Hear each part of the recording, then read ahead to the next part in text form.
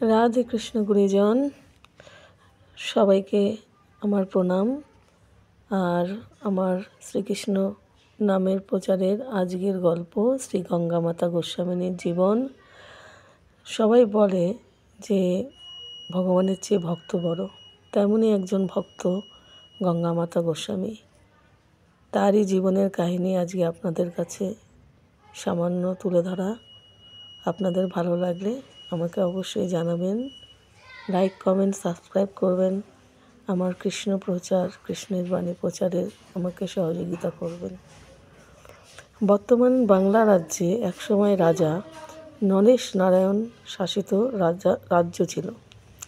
রাজার সাচী নামে একটি কন্যা ছিল, যে শৈশবকাল থেকেই প্রভুর একনিষ্ঠ অনুসারী ছিলেন। সাকী অল্প বয়সে তার শিক্ষা শুরু করেন। প্রথমে ব্যাকরণ, কবিতায় দক্ষতা অর্জন করেন এবং শীঘ্রই নিজেকে ধর্মগ্রন্থে গভীরভাবে নিমজ্জিত করেন। এমনকি অল্প বয়সী মেয়ে হিসেবেও কৃষ্ণ ভাবনার প্রতি শচীর মুগ্ধতা ছিল অদম্য। যদিও তার সৌন্দর্য অনেক যুবককে মোহিত করেছিল, সাকীর বিয়ে বা পার্থিব আকর্ষণের প্রতি কোনো আগ্রহ ছিল না। তার হৃদয় ছিল শুধুমাত্র মদনা গোপালের উপর। রাজা নরেশ নারায়ণ তার কন্যার জন্য বিবাহের ব্যবস্থা করতে চেয়েছিলেন, কিন্তু শচী ঘোষণা করেছিলেন, আমি এই মৃত্যু জগতে জন্মগ্রহণকারী নশ্বর মানুষকে বিয়ে করব না। অনেক চেষ্টা করেও রাজা রানী তার মন পরিবর্তন করতে পারেননি। সময়ের সাথে সাথে রাজা ও রানী উভয়ই মারা যান এবং সাচী উত্তরাধিকার সূত্রে রাজ্য শাসনের দায়িত্ব পান। সাকী শেষ পর্যন্ত তার জায়গায় শাসন করার জন্য আত্মীয়দের নিযুক্ত করেছিলেন, অর্থাৎ আধ্যাত্মিক পরিপূর্ণতার সন্ধানে পবিত্র তীর্থস্থান পরিদর্শন করতে চলে যান। তার আত্মীয়দের তার রাজ্যভার সামলানোর জন্য বলে সে চলে যায় ভগবানের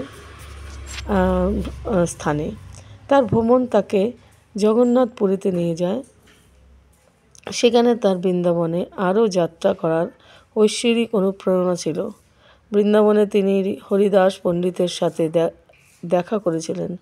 গৌরাঙ্গ নিত্যানন্দের প্রতি তার উৎসর্গের জন্য পরিচিত একজন সম্মানিত ভক্ত।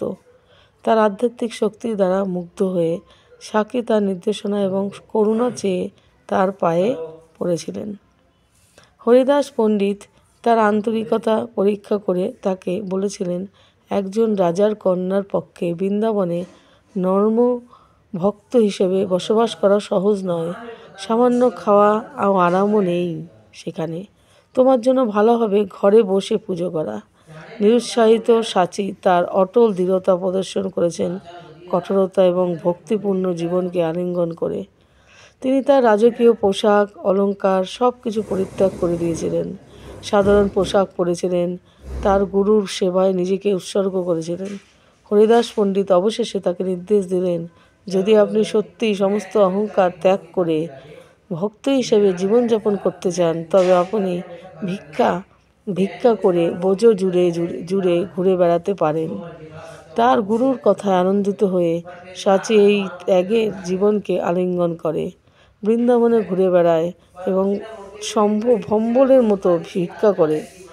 সে প্রতিটি ফুল থেকে সামান্যও নেয়, প্রতিটি ফুল থেকে সামান্যই নেয়।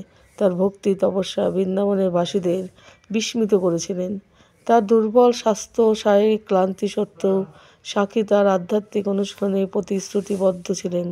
তিনি যমুনার তীরে শুয়েছিলেন, মন্দির পরিষ্কার করেছিলেন, পবিত্র স্থান প্রদক্ষিণ করেছিলেন, শ্রীমদ্ ভাগবতের বক্তৃতার অংশ নিয়েছিলেন।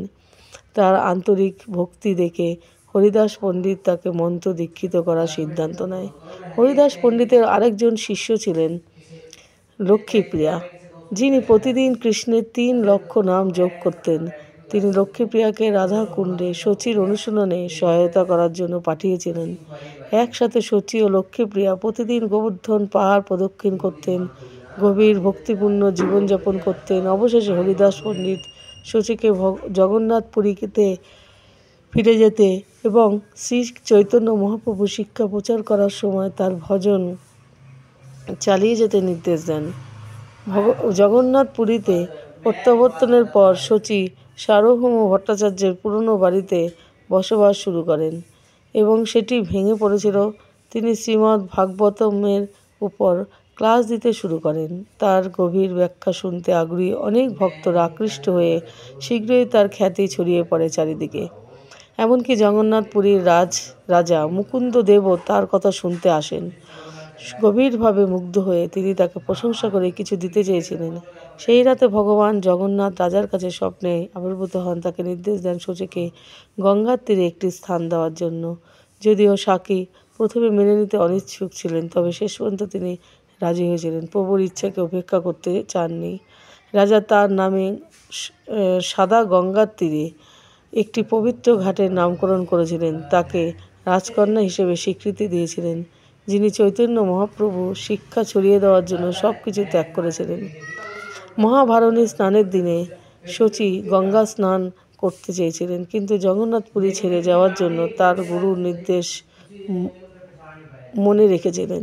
সেই রাতে ভগবান জগন্নাথ তাকে স্বপ্নে দেখা দিয়েছিল, তাকে শ্বেত গঙ্গায় স্নান করার নির্দেশ দিয়েছিল, কারণ গঙ্গা দেবী নিজেই তার সঙ্গ কামনা করেছিলেন। প্রভু নিজে নির্দেশ অনুসরণ করে সাচী রাতে সাদা গঙ্গায় স্নান যান এবং সেখানে নদীর স্রোতে অলৌকিকভাবে তাকে জগন্নাথ মন্দির নিয়ে যাওয়া হয়। মন্দিরের রক্ষীরা তার আকস্মিক চেহারা দেখে অবাক হয়ে তাকে চোর বলে সন্দেহ করে ও তাকে বন্দি করে। যাই হোক, সেই রাতে ভগবান জগন্নাথ আবার রাজার কাছে আবির্ভূত হন, তাকে শচীকে মুক্ত করে দিতে বলেন। তাকে একজন মহান ভক্ত হিসেবে সম্মান করার আদেশ দেন। অনুতপ্ত রাজা তাকে মুক্ত দিয়ে দীক্ষা অনুরোধ করেছিলেন। ভিক্ষা। একটি শুভ দিনে সাচী রাজা মুকুন্দ দেবকে রাধা কৃষ্ণের মন্ত্রে দীক্ষিত দেন এবং সেই দিন থেকে তিনি গঙ্গা মাতা গোস্বামিনী নামে পরিচিত হন। একদিন মহিধরা শর্মা নামে একজন বিদ্বান ব্রাহ্মণ তার পূর্বপুরুষদের জন্য আচার অনুষ্ঠান করতে সাদা গঙ্গায় গিয়েছিলেন। গঙ্গা মাতা গোস্বামিনী কীর্তি শুনে তিনি তার আশীর্বাদ প্রার্থনা করেছিলেন। তিনি তাকে শ্রীমদ্ ভাগবত সিদ্ধান্ত ব্যাখ্যা করেছিলেন এবং তিনি তার জ্ঞান দ্বারা বিমোহিত করেছিলেন। একটি শুভ দিনে গঙ্গা মাতা গোস্বামিনী তাকে রাধাকৃষ্ণ মন্ত্রে দীক্ষা দেন। তার আদেশ অনুসরণ করেন ও মহিধারা শর্মা সমগ্র বাংলার গৌর নিত্যানন্দের শিক্ষা ছড়িয়ে পড়ে।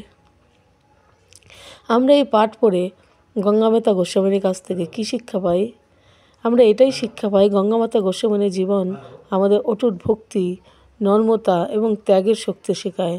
রাজকীয়তায় জন্মগ্রহণ করা সত্ত্বেও তিনি তার গুরু ও পরমেশ্বর ভগবানের কাছে কঠোরতা ও সম্পূর্ণ আত্মসমর্পণের পথ বেছে নিয়েছিলেন। তার গল্প আমাদেরকে আধ্যাত্মিক লক্ষ্যে নিবেদিত থাকতে অনুপ্রাণিত করে। আমরা যে চ্যালেঞ্জের মুখোমুখি হই না কেন, এটি আরও দেখার যে প্রকৃত ভক্তি ও বস্তুগত মর্যাদা অতিক্রম করে প্রভুর কৃপা একজন আন্তরিক ভক্তকে সর্বোচ্চ পদে উন্নীত করতে পারে। অর্থাৎ তুমি যত বড়লোকই হও, যত যাই কিছুই করো না কেন, সেটা আমার ভগবানেরই আশীর্বাদ এবং সেটা পেয়েও তোমাকে ভগবানের চরণে থাকতে হবে, ভগবানের নাম গান করতে হবে। ভগবানকে আমরা যে প্রতিশ্রুতি দিয়ে এসেছি, সেই প্রতিশ্রুতি অনুযায়ী আমাদের চলা কর্তব্য। সেটা মাতা গোস্বামিনী, গঙ্গা মাতা গোস্বামিনীর জীবন থেকে পাওয়া যায়। সে একজন রাজকন্যা হওয়া সত্ত্বেও তার জীবনের সমস্ত সুখ ভোগ ত্যাগ করেও সে ভগবানের নাম গান করেছেন এবং ভগবানকে দেওয়া প্রতিশ্রুতি অনুযায়ী সে কাজ করেছেন। জয় হোক মাতা গোস্বামিনী, গঙ্গা মাতা গোস্বামিনীর। প্রার্থনা, আমার ভগবানের চরণে এটাই প্রার্থনা, হে পরমেশ্বর ভগবান, আমাকে আমার ভক্তিতে অবিচল রেখো এবং থাকার শক্তি দিও। আমি যত বাধাই আসুক না কেন আমার জীবনে, আমি যেন তোমার সাধনার অহংকার ও স্বাচ্ছন্দ্য পার্থিব আসক্তি ত্যাগ করতে শিখতে পারি। শ্রী গঙ্গা মাতা গোস্বামিনী যেমন নর্মতা ও দৃঢ় চিত্তে তোমার সেবা করে আনন্দ পেয়েছিলেন, আমিও যেন তোমার প্রেমময় সেবায় পরিপূর্ণতা পেতে পারি। আমাকে একজন সত্যিকারের আধ্যাত্মিক গুরুর আশ্রয়ে নিয়ে যান এবং আমি যেন সর্বদা আপনার ঐশ্বরিক শিক্ষার সেবা ও ছড়িয়ে দিতে পারি। এই প্রার্থনা আমার রইল ভগবানের চরণে, আমাদের সবার চরণে একটাই প্রার্থনা। সবাই ভগবানের চরণে এটাই প্রার্থনা করবেন, যাতে ভগবানের প্রতি ভক্তি রেখে আমরা সারা জীবন কাটাতে পারি এবং তার চরণের মধ্যে রেখেই যেন আমাদের জীবনের শেষ নিঃশ্বাসটুকু আমরা ত্যাগ করতে পারি এবং আপনারা আশীর্বাদ করবেন আমিও যেন এটাই করতে পারি। সবাইকে অনেক ধন্যবাদ গল্পটা শোনার জন্য, এবং এইগুলো চিরসত্য গল্প, আমাদের জীবনকে এগিয়ে দেওয়ার গল্প। সবাই খুব ভালো থাকবেন, সুস্থ থাকবেন, ভগবানের চরণে থাকবেন, আর ভগবানের বাণী প্রচার করার চেষ্টায় থাকবেন। Radhe Krishna everyone, thank you.